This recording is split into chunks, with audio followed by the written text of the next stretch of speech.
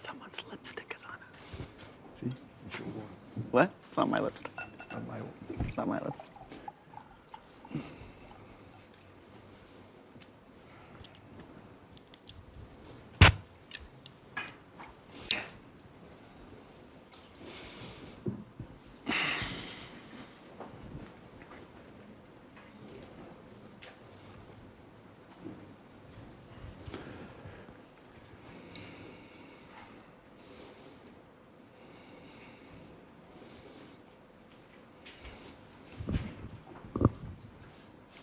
I'm looking for someone to signal me to start.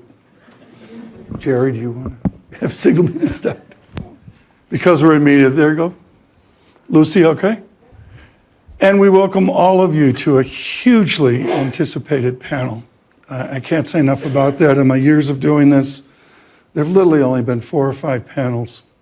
As interesting as this and the incredible success of the World Economic Forum. And thank you, Jan, for putting together this intelligent and eclectic and varied group. I'm not going to go through lengthy introductions. I lobbied for a 3-hour summit. It's not a TED Talk, is it? We go a little bit longer than that. But this is a stellar crew, and I urge you to read what they do. Jim, you just came back from the North Pole, something like that. Geeta's been very visible with her responsibilities with the International Monetary Fund. Mazzucato's a versatile machine. She brought along her book, and what's great about this mission economy, Matt Damon has just signed for the movie 2024. But seriously, I'll mention some things along the way to advance your understanding of growth, which I think it's important to leave the panel today with a desire to understand this mystery. Very quickly, a guy named Solow at MIT a few years ago invented the modern lexicon. Somebody called Stan Fisher the North Star of economics. Olivier Blanchard did that the other day. But there's a guy named Chad Jones, I can't remember if he's at Berkeley or Stanford, he goes back and forth every 10 years, who maybe owns my high ground on growth. And what you learn is this is a borderline religious experience. The math gets you so far, and then there's a huge mystery with it, which in the corporate world, Jim Schnabe's working on. Mariana Mazzucato's hitting us over the head with our economic history and the challenges to modern capitalism. And Geeta Gopinath has brought an exceptional acuity to her service at the International Monetary Fund. Dr. Gopinath, let me start with you on growth. We are in a set of crises, including a war. It has been hugely challenging, including your spring meetings. Can you give us not a single point update on growth, but is the vector right now moving into 2022 on growth? Is the vector up or is it diminishing? Tom, firstly, it's a real pleasure to join all of you here on this panel. The war in Ukraine has been a major setback to the global recovery. We had a serious downgrade to global growth in April, and the world continues to face headwinds because we have a cost of living crisis as prices of commodities, including fuel, food, are going up around the world. Central banks trying to tackle this high levels of inflation are raising interest rates very sharply, and that they need to do, but that has consequences for global finance and trade.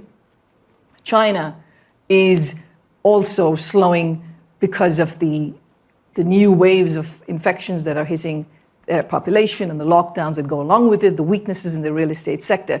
So we have a confluence of shocks hitting the world, and we are so not out of the woods. But the point I would also like to make is that this is all happening at a time when we have very divergent recoveries in the world. So we have the advanced economies that, based on our projections, will basically get back to where they would have been in the absence of the pandemic in 2024. So literally no output losses. But we have emerging and developing economies that will be around 5% below where they would have been in the absence of the pandemic. And it is this gap that's going along with now a food crisis, a cost of living crisis, the risk of financial turbulence of a much greater scale that's really worrisome. Is the gap use of technology, ability to affect technology within a system to recover.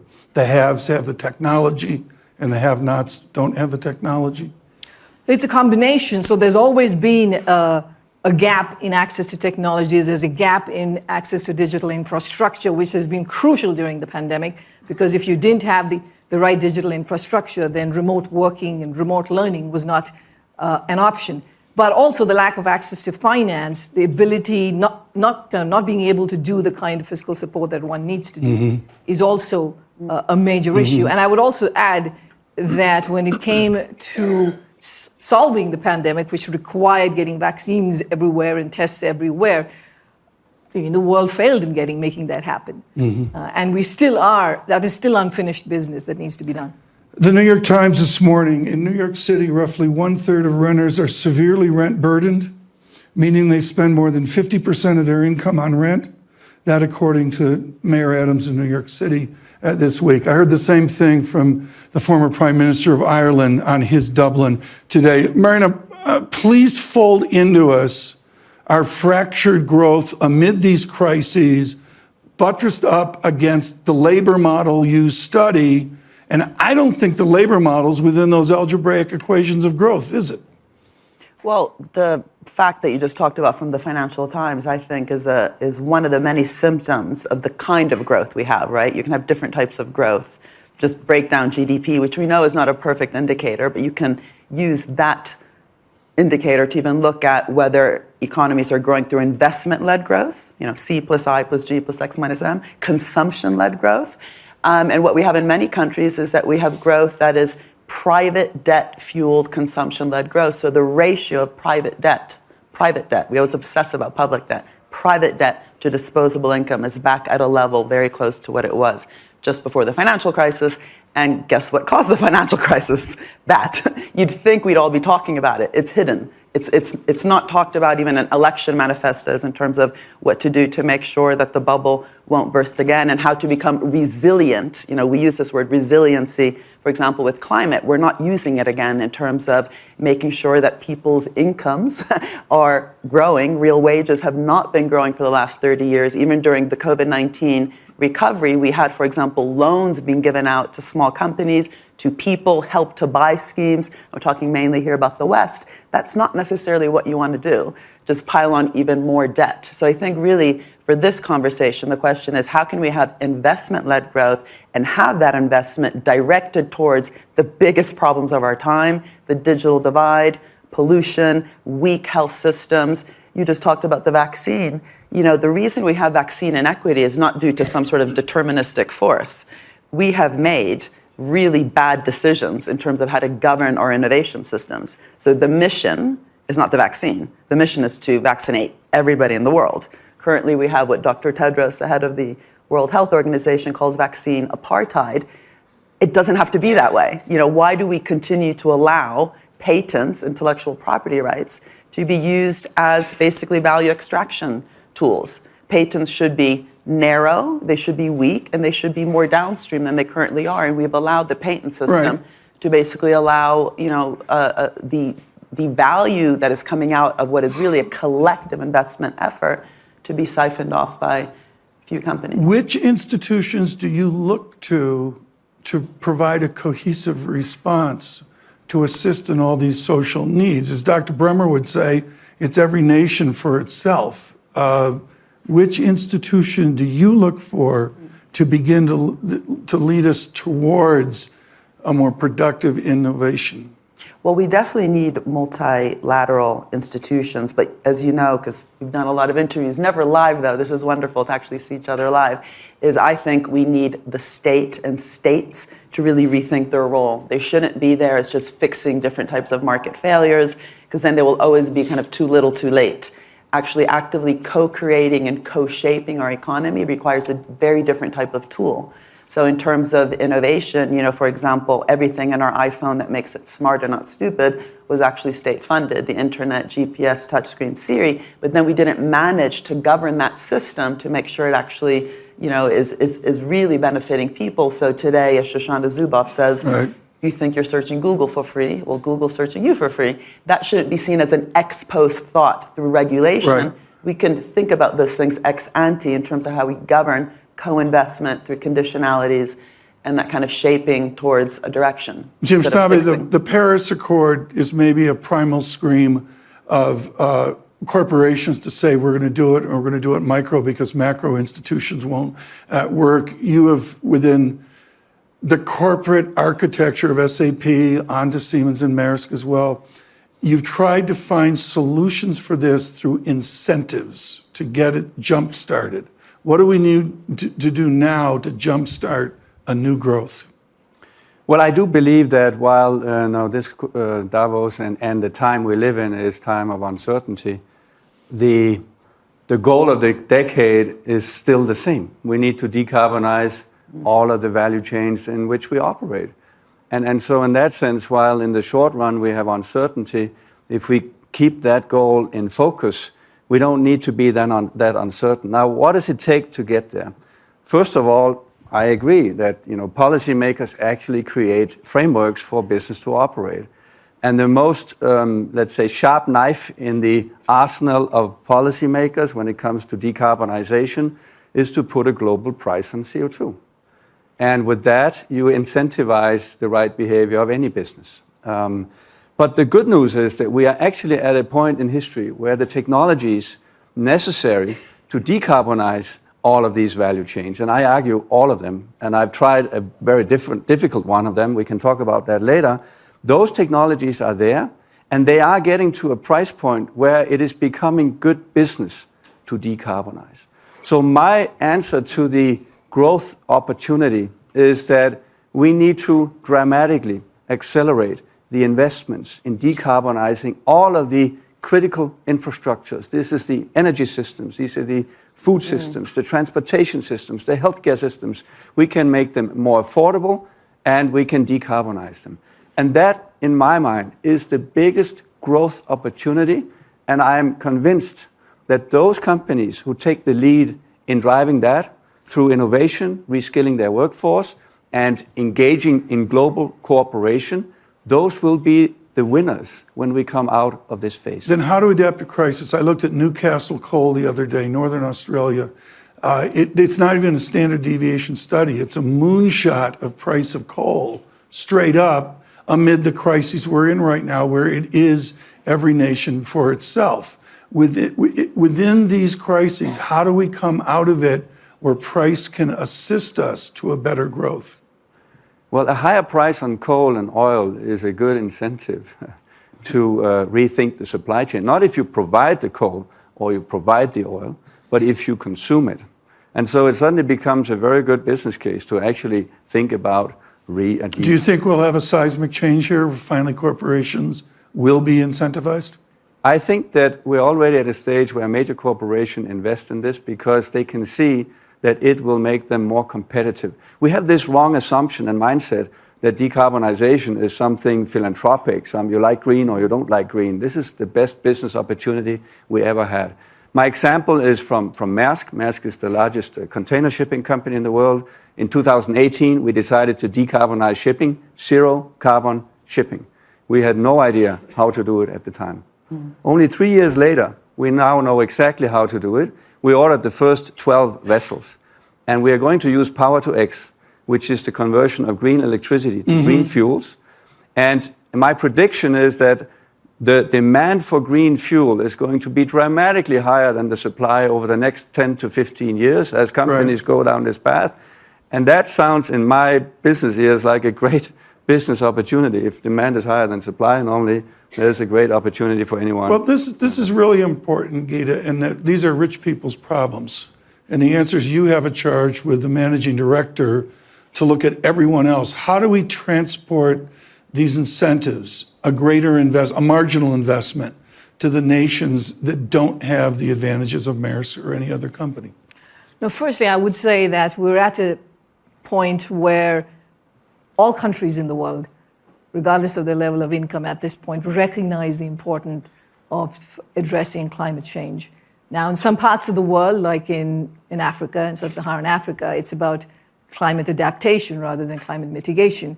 But, in all of the parts of the world, including India, where they still have a big growth story ahead of them, they very much recognize the importance of tackling climate change. But what I would also say that in addition to climate, they have many other investments that they need to make. They need to make investments in health, in education.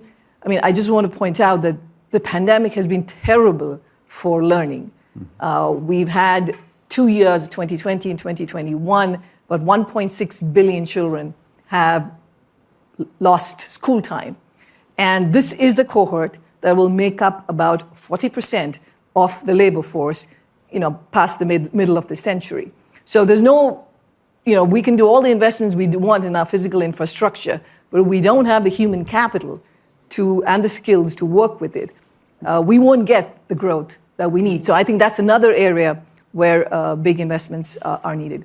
Deglobalization is the theme here. It seems like everyone's apart or falling apart as well. How does an institution like the IMF incentivize people to begin to solve these problems, but do it within a framework that isn't deglobalization?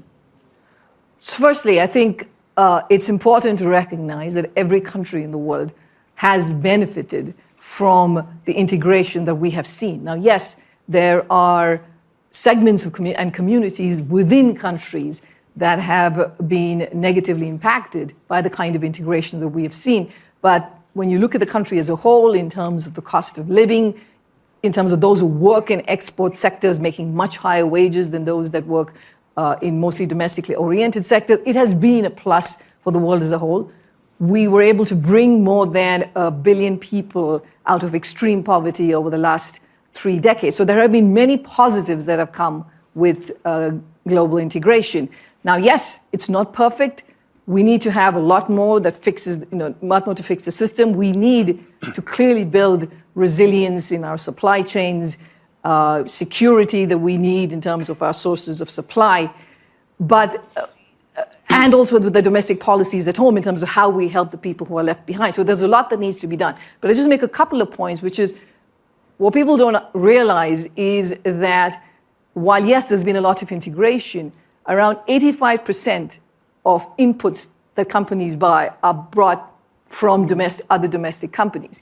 So if you do want to build resilience to the kinds of shocks we're seeing around the world, you need greater diversification. And so that greater diversification actually comes with more global trade, not less. And this is very important. Mariana, you've been taking notes down there. I know you're ready to go here. I'm not going to mince words. I've thrown one book over the years at my children, older now, and said, shut up and read this. And this was the wonderful work by Fareed Zakaria. If they were young cherubs today, I would throw at them a book called The Value of Everything.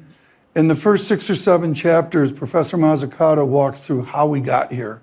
It's the clearest description of the path long before Adam Smith, physiocrats, on to Ricardo, and forward as well. You finished that book, Mariana, with the economics of hope. What is the hope that we have in growth? You've been hearing these two very different people speak of the issues at hand. What is the hope that we need right now to jumpstart growth? Well, the reason I wrote the other book, the blue one you have near you, which was really to continue that economics of hope, which is to say that, actually having a discussion, which is often a local discussion at the city level, it can be at the regional level, at the national level, and definitely at the global level, of what are we even trying to do, right? What are our missions? What's the purpose? What kind of growth do we want? If we want inclusive and sustainable growth, what does it mean for the investment pathway? All of this just remains kind of, as Greta Thunberg says, blah, blah, blah, unless we get serious. And getting serious about hope means actually transforming these global challenges like the Sustainable Development Goals, 17 of them, with 169 targets beneath them, into concrete missions and moonshots, right? Getting the plastic out of the ocean is one of the concrete moonshots that could help us tackle SDG 14, life below water. Having carbon neutral cities across the nation, but across the world, is a very concrete way to go after SDG 13. The digital divide, which, as Gita was saying, during the lockdown, many students globally stopped accessing their human right to education. There are concrete things we can do to go after those, but it doesn't happen just by coming to Davos, as much as we all love to come here and talk about purpose and stakeholder value. The question is, what does it actually mean for how the public sector, the private sector, increasingly the third sector actually work together concretely towards a goal. And it's interesting, if you go back to the moon landing, it was really like well designed. Like the first thing that Ernest Brackett did, the head of procurement in NASA, was to change cost plus contracting to fixed price, like with a challenge, and then you'd get extra. There were incentives for innovation and quality improvement. So it was like a challenge-based kind of procurement. We often don't do that with normal procurement policy. Sweden does today because they have, for example, a very high-level challenge of a fossil-free welfare state, which then lands on the very particular like school lunches, which have to be healthy, tasty, and sustainable. With that kind of target, then the procurement of those school lunches helps to foster sustainability through something as normal as, again, lunch. It's not just big climate strategy and kind of carbon prices. But sorry, just the other thing is they really cared also about the contracts. They had a no excess profits clause in NASA. In other words, we're going to do this together, so we're not going to turn it into a gambling casino. Yeah. And just so everyone understands, I lived this. My father was directly involved with the Hubble Space Telescope. And this was a raging debate, which I lived at the dining room table over the quality of the contracts. How do the progressives, to use the language of America, substituted for yours, how do the liberals, the progressives, drag distrustful conservatives over to some of these thoughts? I do not see it occurring.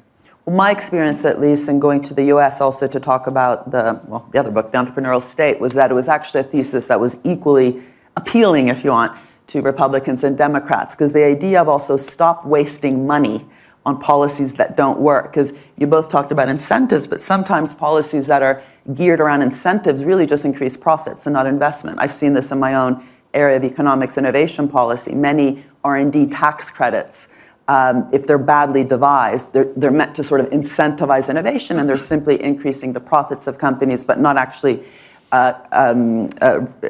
helping to reinvest the profits that are being made back into the economy. In fact, many companies, say in the pharmaceutical industry, are ultra financialized. Something like $4 trillion have been used just for share buybacks in the last 10 years by the Fortune 500 companies. That's an investment problem. That's a reinvestment problem. And it's really interesting to go back to the kind of military-industrial complex kind of institutions, which today really need to be much more geared towards our social problems. Bell Labs, which I'm sure you know, was a really important private sector R&D laboratory inside AT&T. It came about in a phase of American kind of history where the government was much more confident in order for AT&T to retain its monopoly status, it had to reinvest its profits back into the economy, back into innovation, and big innovation beyond telecoms. And that kind of conditionality is something I've become really interested in, because the word conditionality, especially if we think of the kind of IMF conditions, doesn't always inspire great thoughts. But conditions in terms of truly building back better so that every grant, loan, bailout scheme is conditional on actually working together towards something, not micromanaging. Jim, this is critical, in that there was a Bell Labs, Arthur D. Little, RAND was maybe the key item. These were think tanks, and there was a linkage of business and business technology with government technology. How shattered is it? Well, first of all, I think technology is the secret sauce that we need to get accelerated on. So Robert Solow agrees with you, I believe. I mean, that's where, can we all agree that growth comes from technological progress? Yeah, but Solow's model was about technology as exogenous. What we're talking about is technology as an endogenous function of investment. How do we get exogenous again, where we get a better good, Jim? Well, see, I'm in that sense very optimistic, and I believe that the technological development that we've seen over the last 20 years has put us in a place where we can basically track every single physical item on this planet. We can create energy cheaper with solar and wind than we can with fossil fuels. We can reinvent entire value chains. Well, the problem is that we have an incremental approach, and when you have that, you put technology in play incrementally. And what we need is almost like we need the big dream of a rewired value chain and then work backwards. Who needs to be around that table to figure out how to do that? And how do you accelerate? For me, it's about the acceleration that needs to happen. And we cannot let the uncertainty that we see right now that comes out of the war in Ukraine and the pandemic distract us from the fact that we need acceleration. So I'm optimistic because we have the technologies We know the problems, we have the solutions, and what we need is leadership and collaboration, which is why I totally agree. We cannot let globalization reverse. I will not leave Davos with that thought. I will leave with the thought that we will need more collaboration. We have 1 billion people that needs to come into the innovation cycle because we need to connect to them. And they have often the big ideas because they have economic boundaries that are very, very limited. And those are the people with the big ideas. So I'm optimistic, but it can only happen through leadership where you have the courage to think big, imagine a better future, and then work backwards, the dream, and then collaboration. Nobody can do this alone. I look at inflation, Gita, where it is, and the area below an x-axis is called the integrand, and the integrand in America of negative real wages is absolutely appalling. I mean, the duration here of the negative real wage is tangible. I want to borrow from Mazzucato and bring it over to the prism you have at the IMF with this dangerous word exploitation. Within this uncertainty, are the poor being exploited as the rich just try to survive through these selective crises? So firstly, the poor have a very different experience depending upon which part of the world they live in. At least that's what we've seen over the last couple of years. In the advanced economies, they've received a lot of support from the governments in terms of cash transfers, being able to keep up their spending. So in fact, if you look at where real wages are actually going up in the US, it is in the bottommost income decile, where you've seen the most increase in real wage growth. And it's in the other upper deciles where you've actually seen the decline. But in emerging and developing economies, on the other hand, where governments weren't able to provide the kind of response at the scale that the advanced economies did, it's been particularly tough. We know that there are 75 million more people in extreme poverty in 2021 because of the pandemic. So it varies depending upon the part of the world that you live in. I've heard people worry about the fact that, well, wages going up is a problem because that can feed into inflation. Let's just be very clear. Prices going up are what's inflation. You could absolutely have a scenario where wages could go up, but all that means is that corporations have lesser profits and prices stay exactly the same. So let's just be very clear about that we certainly could see an environment where wages go up, but that doesn't have to necessarily generate a wage price spiral. Mariana, I want to speak of institutions like the IMF that have huge responsibilities to their clients to